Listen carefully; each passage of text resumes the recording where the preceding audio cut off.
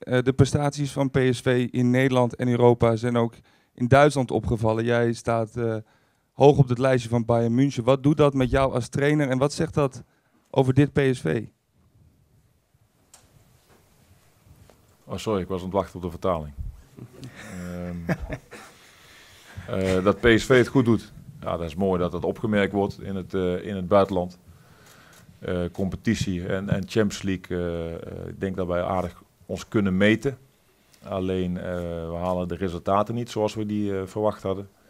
Ja, en dat daarover gesproken wordt. Nou goed, ik ben nou trainer en ik heb bij Bayern München gespeeld.